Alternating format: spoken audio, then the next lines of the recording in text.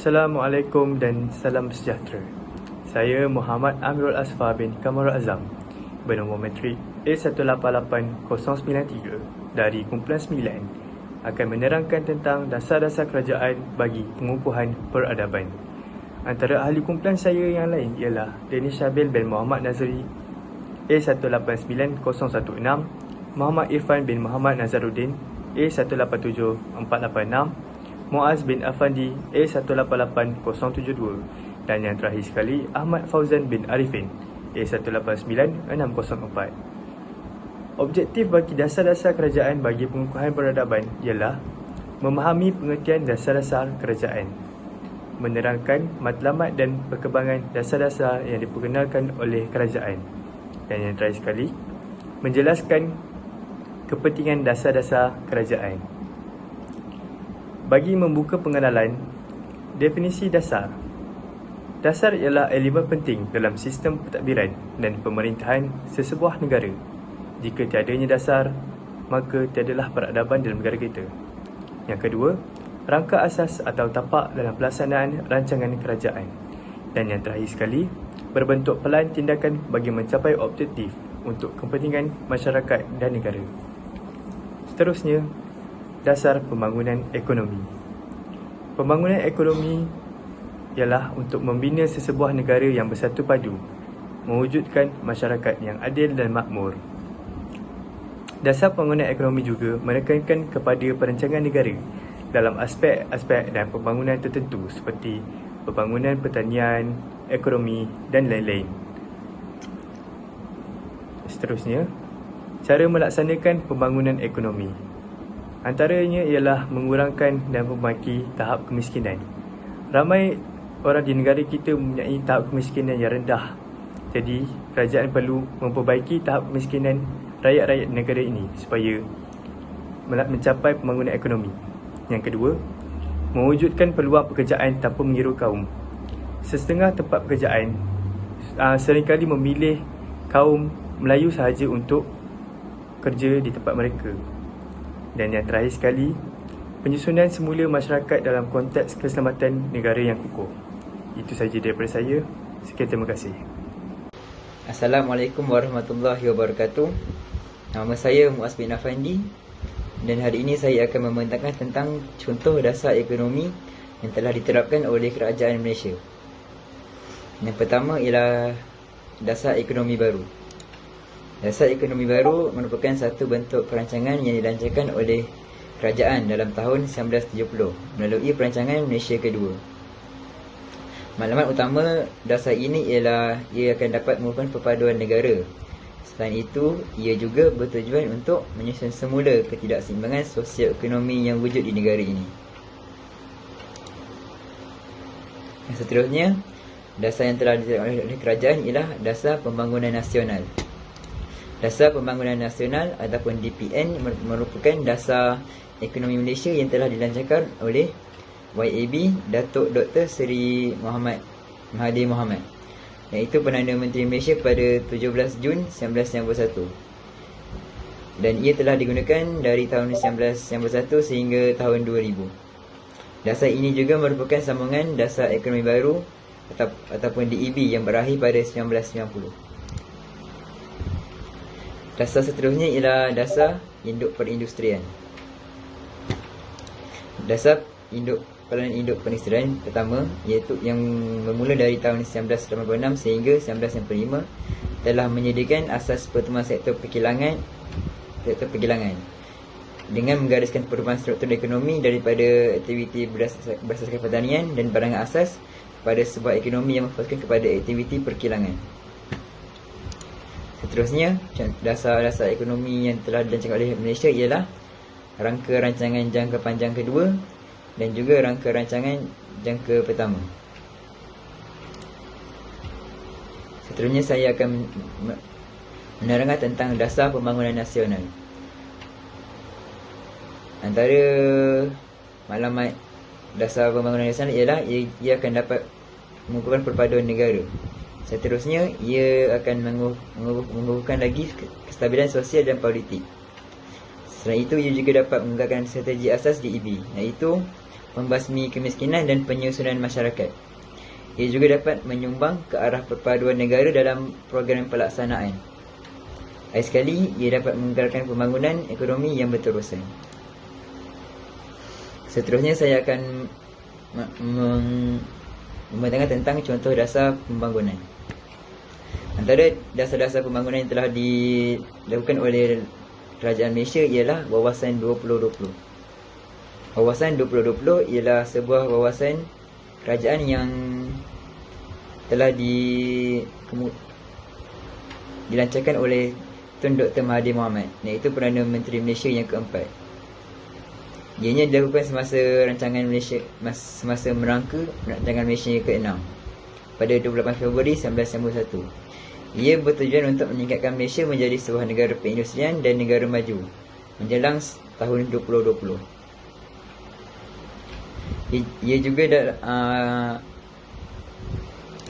seterusnya ialah penerapan nilai-nilai Islam dalam pentadbiran negara.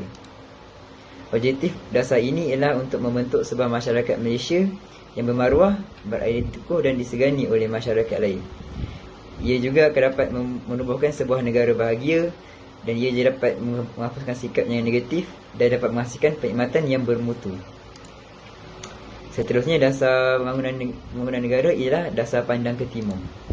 Dasar pandang ke timur bermaksud pihak kerajaan Malaysia dan swasta menjadikan negara Jepun dan Korea Selatan sebagai contoh etika bekerja. Dan akhir sekali ialah dasar pertanian negara. Objektif utama dasar pertanian negara adalah untuk memaksimalkan pendapatan melalui penggunaan sumber secara optimal dalam sektor ini.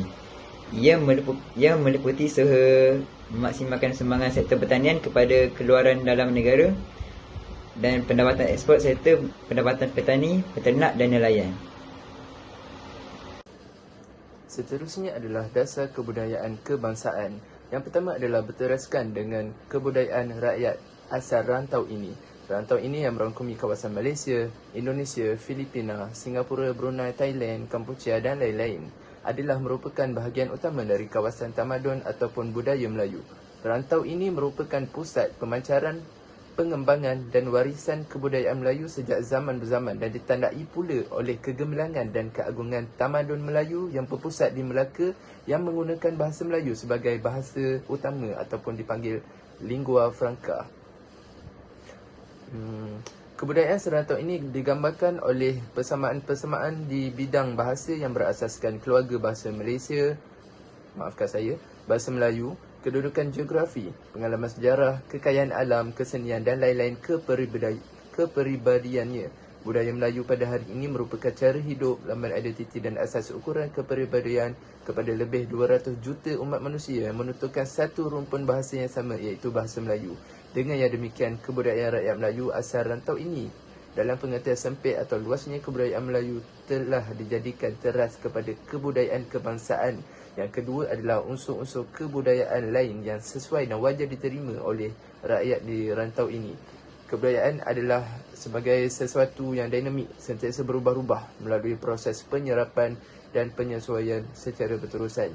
Prinsip ini bertepatan dengan situasi penduduk berbilang kaum yang mewarisi pelbagai budaya. Dengan itu, unsur-unsur budaya Cina, budaya India, budaya Arab, budaya Barat dan lain-lain yang sesuai dan wajar diberi penimbangan dan penerimaan dalam pembentukan kebudayaan kebangsaan.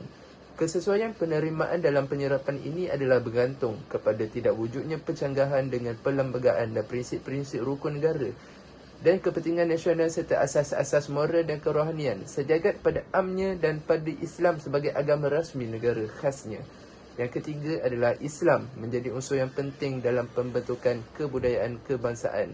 Agama atau kepercayaan kepada Tuhan merupakan unsur penting dalam proses pembangunan negara serta pembentukan rakyat yang berakhlak dan berperibadi mulia. Agama Islam memberi panduan kepada manusia dalam mengimbang dan memadukan usaha bagi mengisi kehendak-kehendak emosi dan fizikal, dan kerana itu patut menjadi unsur yang penting dalam pembentukan kebudayaan kebangsaan memandangkan kedudukannya sebagai agama rasmi negara. Di samping telah wujudnya fakta sejarah dan nilai-nilai Islam yang telah sedia didukung oleh sebahagian besar rakyat rantau ini pada ketika dulu. Ketiga-tiga prinsip asas di atas adalah melambangkan penerimaan gagasan, Kongres Kebudayaan Kebangsaan pada tahun 1971. Seterusnya adalah Dasar Wawasan Negara. Tempoh bagi Dasar Wawasan Negara adalah dari tahun 2001 sehingga 2010 dan ia terkandung dalam rangka rancangan masa panjang. Ia juga bertujuan untuk meningkatkan keutuhan dan daya saing negara. Dasar Wawasan Negara menggabungkan teras kritikal dasar pembangunan yang lepas iaitu Dasar Ekonomi Baru dan Dasar Pembangunan Nasional dengan objektif utama adalah untuk mencapai perpaduan nasional, pembasmian kemiskinan tanpa mengira kaum, penyusunan semula masyarakat dan pembangunan yang seimbang masih menjadi strategi utama. Dasar Wawasan Negara juga berpandu kepada cabaran strategik Wawasan 2020 yang menyediakan hala tuju kepada Malaysia untuk menjadi negara maju sepenuhnya menjelang tahun 2020. Secara khususnya, Dasar Wawasan Negara merupakan gabungan semua usaha pembangunan yang lepas dengan tujuan mewujudkan bangsa Malaysia yang bersatu padu, progresif dan makmur yang dapat hidup dalam suasana harmoni dan ikatan perkongsian yang saksama. Bagi menangani cabaran yang dihadapi oleh negara untuk menjadi sebuah negara maju sepenuhnya mengikut acuan sendiri, penekanan juga akan diberi kepada membina negara yang berdaya tahan dan berdaya saing serta masyarakat yang bersatu padu dan saksama untuk memastikan perpaduan dan kestabilan sosial. Bagi merealisasikan objektif ini, Dasar Wawasan Negara akan merangkumi teras kritikal. Contohnya, membina bangsa yang berdaya tahan dengan memupuk perpaduan, semangat patriotik, membentuk kematangan politik, membina masyarakat supaya lebih bertolak ansur dan penyayang yang tersemat dengan nilai positif serta meningkatkan kualiti hidup dan keutuhan ekonomi. Yang seterusnya adalah Dasar Pendidikan Negara. Ianya bertujuan untuk memenuhi keperluan tenaga rakyat negara Malaysia dan juga dapat melahirkan masyarakat yang bersatu padu. Pada umumnya, Dasar Pendidikan Negara digubal pada peringkat pusat oleh Kabinet Kerajaan dan Kementerian Pendidikan melalui sistem jawatan kuasa. Tujuannya ialah untuk membentuk satu sistem pendidikan yang seragam, menyeluruh dan diterima pakai oleh seluruh negara. Pengubalan ini satu usaha yang sangat rumit. Ia harus dilakukan dengan teliti, dibuat kajian dan dilihat pelbagai sudut. Sesuatu dasar yang digubal itu menjadikan satu kod etika atau amalan dalam pendidikan supaya ia tidak berlaku penyelewengan. Dasar pendidikan merupakan satu sistem rangkaian maklumat atau media yang menjemalkan idealism, falsafah, matlamat dan objektif pendidikan negara. Ia bermaksud untuk meliputi ruang lingkup pelbagai aspek dan elemen dalam masyarakat iaitu sosial, politik, adat, agama, hak ketatasusilaan, kewarganegaraan, bahasa dan sebagainya. Ia juga mengambil kira kepelbagaian ataupun variasi budaya, etnik, kedudukan geografi dan lain-lain. Selain daripada itu, Dasar Pendidikan yang digubal memberi tumpuan kepada pelbagai aspek dan komponen dalam sistem pendidikan termasuk perkara pendidikan formal, jenis pendidikan, kurikulum, pentadbiran, penyertaan dan juga agihan infrastruktur. Lagi dasar itu diberi perhatian untuk memastikan pengukuhan prinsip demokrasi, kesamarataan, kesejahteraan dalam pendidikan. Golongan yang dipertanggungjawabkan mengubah dasar ialah golongan yang diberi kuasa oleh kerajaan, iaitu pemimpin, pemerintah, pentadbir. Tujuan dasar itu digubal adalah bagi melindungi hak, status, prestij dan juga faedah bagi seluruh organisasi dan masyarakat. Dalam membentuk dasar tersebut, ada unsur tekanan dan desakan agar dasar itu menjadi amalan dan menjamin kejayaan pelaksanaannya. Sesetengah dasar ini dinyatakan secara formal dalam dokumen-dokumen urusan pentadbiran. Sebagaimana kita ketahui, dasar pemerintah negara dapat dilihat pada undang-undang dan perlembagaan yang telah didaulatkan. Dilihat aspek pendidikan sesetengah negara di dunia, pengubalan dasar pendidikan mengambil kira pelbagai aspek kehidupan masyarakat, sama ada pendidikan formal atau tidak formal, yang dianggap ejen sebagai ejen yang dipertanggungjawabkan untuk proses sosialisasi dan pembudayaan ahli-ahli masyarakat, khususnya untuk generasi yang akan datang. Perubahan dasar ini tidak pula melangsungkan perubahan seluruh sistem pendidikan, ia hanya berbentuk pengukuhan atau pemantapan kepada dasar-dasar yang sedia wujud. Elemen yang memengaruhi unsur dasar pendidikan ialah masyarakat. Masyarakat sebagai penentu kepada sistem pendidikan kerana ia bersangkutan ideologi negara, iaitu sama ada ideologi demokrasi sosialis, kapitalis, komunis, Islam dan lain-lain lah. Selain daripada itu, dapat dilihat daripada aspek orientasi sosial, orientasi ekonomi, orientasi politik, pembangunan, fahaman agama, kepelbagaian kaum, teknologi dan pengaruh perkembangan antarabangsa. Lagi antara strategi pelaksanaannya adalah dengan menggunakan bahasa kebangsaan sebagai bahasa pengantar utama, iaitu bahasa Malaysia lah. Yang kedua, dengan mengadakan kurikulum kepada semua pelajar dan mewujudkan sistem peperiksaan yang selaras, dan juga mengadakan peperiksaan kepada pelajar agar dapat tahu tahap akademik dan pencapaian masing-masing. Akhirnya ialah Pelan Induk Pembangunan Pendidikan oleh Kementerian Pendidikan. Assalamualaikum warahmatullahi wabarakatuh. Nama saya Muhammad Irfan bin Muhammad Azruddin. Seterusnya ialah kajian lapangan. Okey, kami merangka Google Form dan dihantar kepada pelajar-pelajar di UKM. Kajian ini diperhatikan selepas seminggu telah diedarkan kepada pelajar. Merujuk kepada graf ini, kami mendapat 20 orang respon, iaitu 17 tahun ada 3 orang, 18 tahun ada seorang, 19 tahun ada seorang, 20 tahun ada 4 orang, 21 tahun ada 9 orang, dan 22 tahun ada 2 orang. Peratusan pula 60% adalah lelaki dan 40% adalah perempuan. Okey, soalan seterusnya ialah, apakah tahap kefahaman anda tentang dasar-dasar kerajaan bagi pengukuhan peradaban?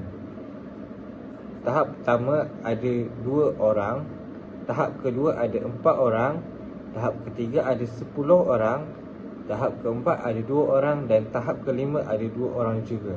Soalan seterusnya ialah, adakah dasar-dasar kerajaan di Malaysia telah mengukuhkan peradaban di negara ini?